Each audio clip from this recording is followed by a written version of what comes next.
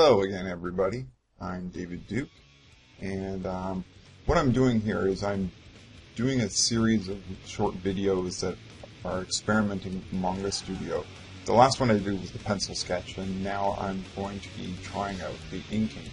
First things first, there's two layers styles that you can actually choose, this raster and vector. And what I decided to do is I chose the vector one. Now, if anyone knows what vector is, it's pretty impressive because it's infinitely scalable and you don't lose quality when you change the size. But all in all, so I'm using their pen tool, the G pen, which is the very first one. There's several. It creates a very traditional ink feel, and I really enjoy the line quality that's happening with it. So, there's a lot of great things about using the vector tool, because one thing is that the eraser actually has a couple settings where you can actually erase intersecting lines without actually having to get in there and try and erase everything. You just have to swipe across it and it will make the eraser, well, the line will actually disappear that you don't want. But, so for the most part, I'm just trying things out, and as I mentioned in the video before, I'm extremely petrified of doing like rendering and shadow tools, as I call them. So what I like about working digitally, and why I'm actually looking for a stronger workflow, especially for inking in a digital format, is the ability to go back and fix things or what have you. Because I mean, if you're doing it on paper, you can't go back after you lay down those black shadows and that's it. It's like you'd have to sit there and white out the whole thing. So originally I was trying to do this in Photoshop, and I have a pretty solid technique for inking there, but I found that it was far too slow. Every time I wanted to make a line, it just took forever, like the way things work. So in this, I'm finding that I think the speed of what I've done is like 10 times as fast. So I'm really leaning more towards this. So as I said, I'm afraid of shadow pools. So what I was doing there was I kind of roughly blocked in some areas of shadow and lower the opacity, so that I could try and see if that's going to work. But I end up cleaning it up. Now, also with Manga Studio, there's 3 colors. There's, like right now I have black and white. I mean, you could use white to try and get rid of the black, but there's also this pixel grid kind of thing where it actually works like an eraser, and it's great because it's already set to the type of brush you're using. So it really helps in being able to pull away the black for what you've done. So I think it's really strong in that sense. The series that I'm doing is a bunch of comic book characters just to practice. I just chose a bunch at random that I'd actually enjoy illustrating. This is the Abomination vs. Wonder Woman. If you saw the first part, you know that I went through and illustrated them both. So I think that for the most part, I'm just really intimidated by solid black, and that's it. It's just, to me it looks muddy. I'm so used to using color to define my shapes, per se, or even the lighting. So I'm just hoping that this will work out and give a more traditional feel to the comic book.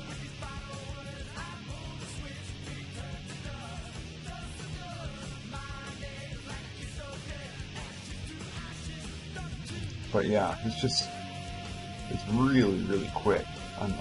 I really enjoy this tool. It's much better than what I was doing in Photoshop. And as you know, since this is vector, it's great.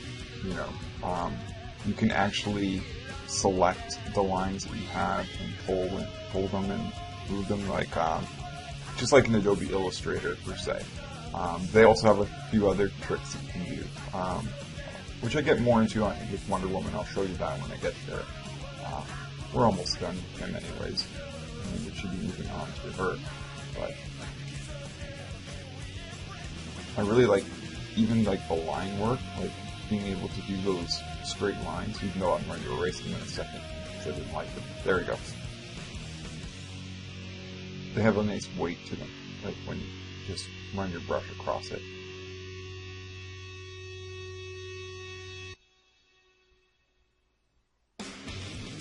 So, I tried out some of the other brushes just to see right there real quick, but for the most part, yeah. Again, you'll see here that I have edges that overlap, and I'm using the eraser, and I just swipe it across once, and it gets rid of the extra line, which is really helpful. So, and there I'm pulling the points, like you can sit there and pull points. I call them kind of nodes. I'm not sure exactly the correct terminology. There you can actually warp the line. You can see I'm adjusting things. It's great. It's really nice to be able to do that. Incredible feature, and it's very smart of them to include this in it. But yeah.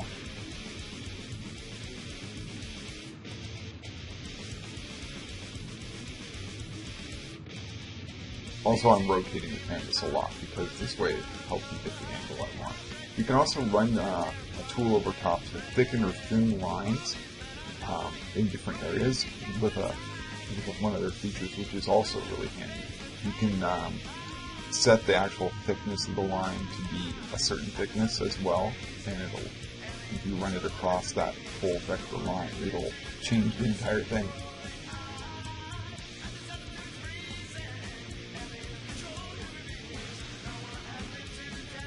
So, coloring in that way with the pen tool is kind of counterproductive in terms of speed. It's better just to make an outline and fill it in afterwards, like I'm going to do now, instead of actually sitting there trying to fill it all in.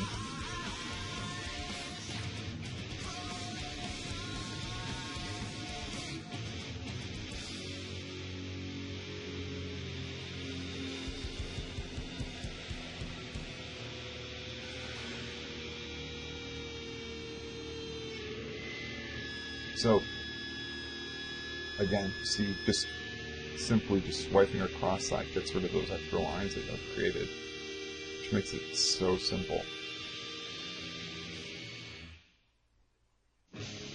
And with other inking methods, like when I'm in Illustrator, I always found that no matter what I did, the lines didn't feel organic enough. And here, I think I'm getting that. This tool I'm using is really neat. It's a curved line tool, and you basically click and drag your line, and then it gives you the option to pull it, and it'll actually pull it with the curve of whatever you like. So I found that really useful. I can see where it can be extremely useful in a lot of things like architecture as well and such when you're doing backgrounds. But for this case, I'm not doing any backgrounds for this illustration because not there yet. Still practicing a lot, so I'll get into that more later.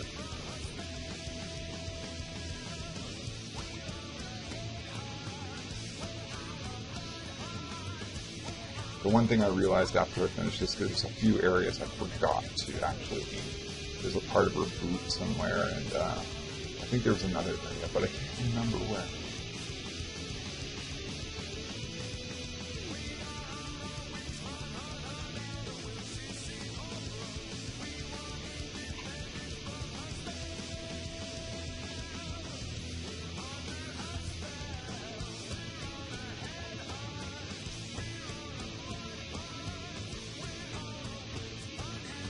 Yeah, there's a really nice quality with the lines that you can do with this.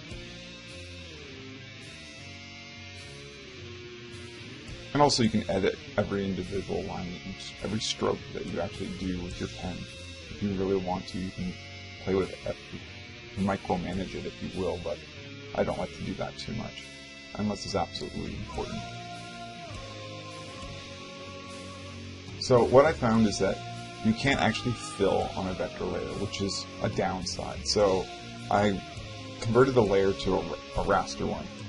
So that's not as cool as I was hoping, but you know, at least we can do the initial line work that way and then just go back to it. As long as like the primary stuff is done. Now I'm using that transparent ink almost to pull out some of the areas that I don't want so dark. So I created a new layer and I started using that warp tool, that curved line tool to do her lasso through. I started doing it. Wasn't liking it too much in some areas, but I decided to learn, and this is when I learned how you can actually change the thickness of it overall. It's on its own layer, so it was easy just to run across it, and I just do a little tweaking with it, fix it.